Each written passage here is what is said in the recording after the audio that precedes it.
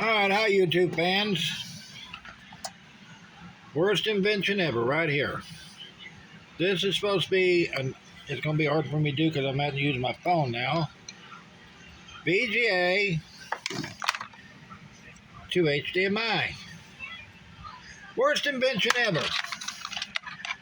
I bought one, of course, because I was going to hook our living room computer up to our TV, which we have a Roku TV in there, and we have VGA on the back of our computer.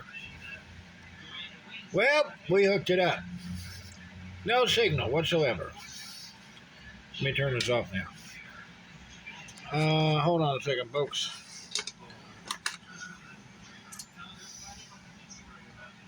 Let's see, how can I do this? Let's just turn my monitor off for now. Alright, now. Try to get y'all some light here. There, a little bit better. Anyway, this pile of crap, right here. As I stated, VGA to HDMI.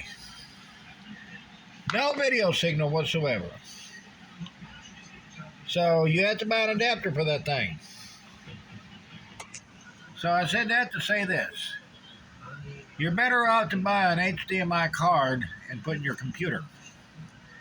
It will work a whole lot better than to do it the way that I was telling you.